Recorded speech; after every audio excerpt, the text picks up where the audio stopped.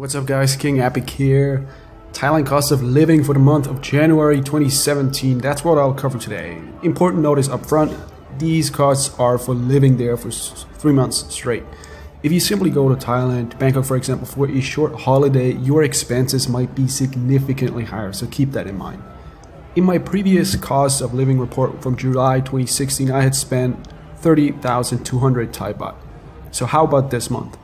As I'm sitting here, I haven't done the math yet, but I'm guessing that a slight increase in spending probably took place. So let's find out. I always list the amounts in Thai baht, so regardless of when you see or watch this report, you can always look up the current exchange rate to USD, Euro, or your specific currency.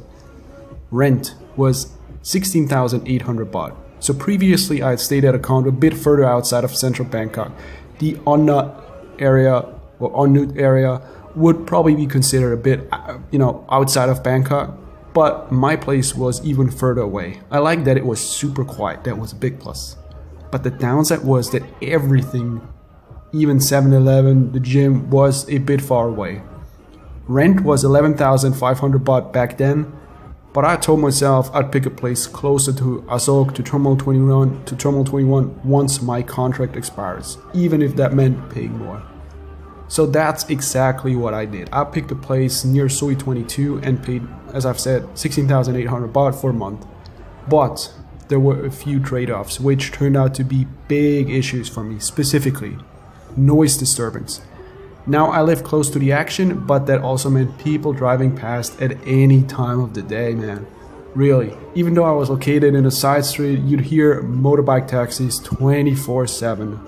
Minor noise disturbance from people outside, but the combination of all those factors made it hard to fall asleep occasionally or to do focus work on my laptop. The windows might have been the issue, they weren't the best, so much of the outside noise did enter my room. Plus, and this was really bad luck, a construction site had just opened directly opposite of my window.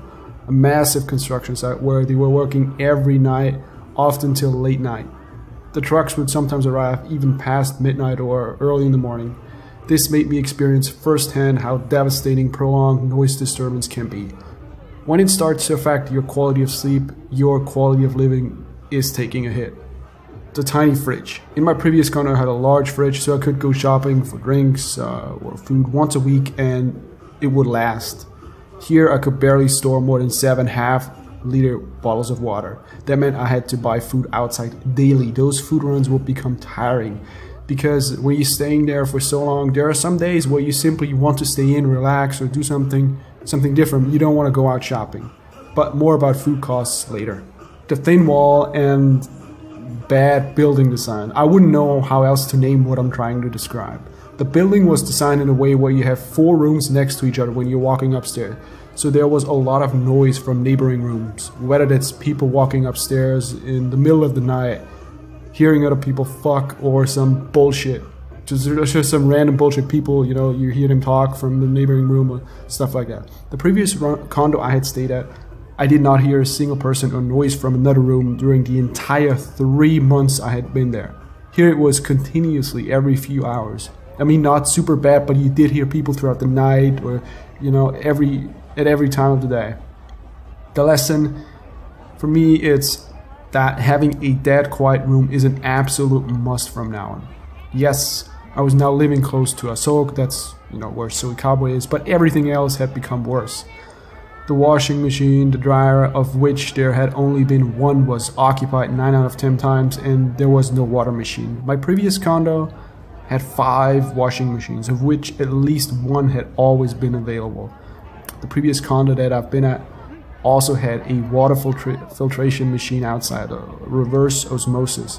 So all I had to do is bring my 5-liter water container, walk outside for 1 minute, and I was set for the day. But here at the new condo, I had to go to 7-Eleven almost daily for water, in addition to the food I was buying.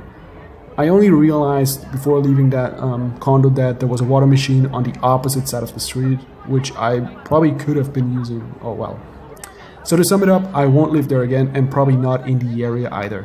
Soi 22, you have a lot of massage places, bars, which sounds cool at first, but is annoying if you have to walk past all these girls when they're calling and touching you, doing your daily errands. Transportation, 3,500 baht. Since I live close to where I was going most of the time, I didn't need a BTS card like previously. Sometimes I would take a 15 to 20 minutes walk to Terminal 21 or a gym, but on most days I would get a taxi that would cost me roughly 40 baht one way. I didn't track spending here, but I'm guessing around 4,000 baht per month. This includes the occasional trip to Siam Paragon or going to Khao San Road. The former via the BTS, the latter by taxi.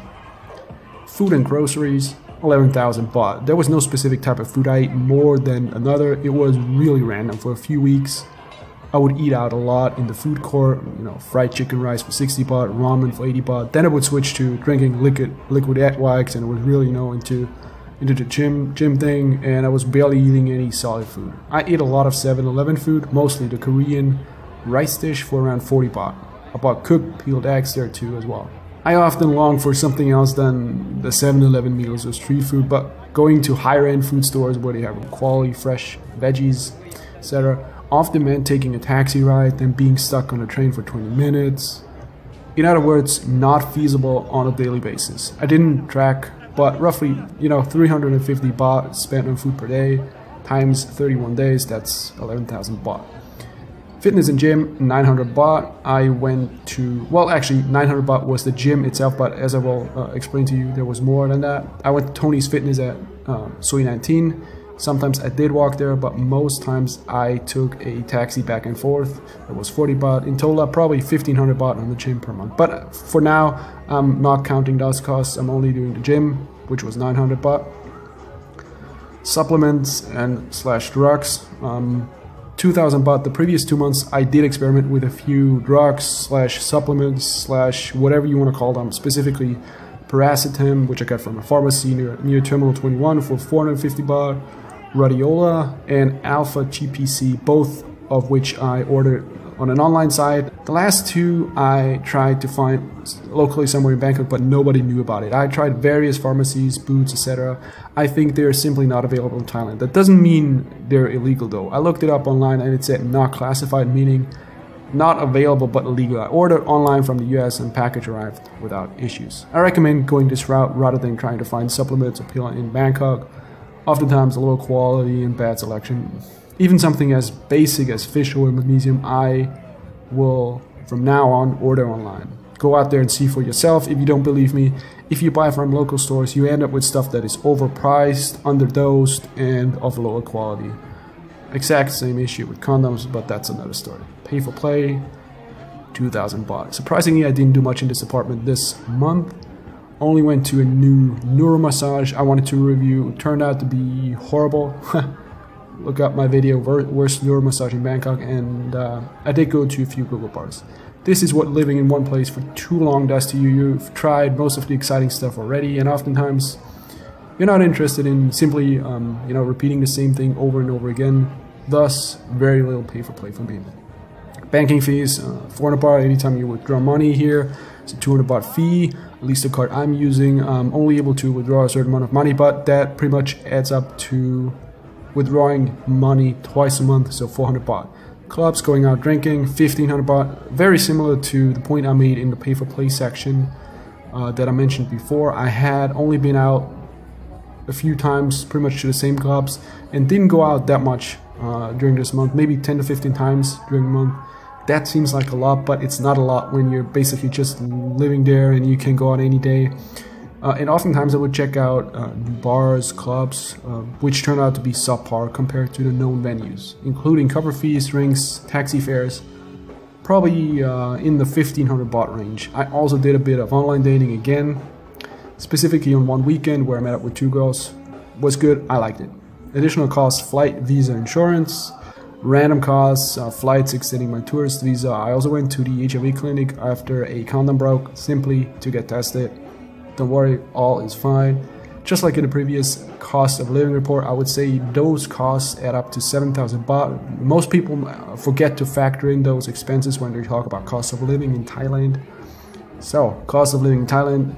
Did you do the math and know how much I actually spent this month? Or do you want me to tell you? Well, here it is. Total amount spent in January 2017, 45,100 Thai baht. That is around 1270 USD. So my intuition was spot on. Slight increase of monthly expenses by 6,900 baht to be precise. Here's the question: what would I do differently? Examine the place I intend to stay at in more detail. What's the outside noise like? Is it a busy street with lots of traffic? How about people inside the building?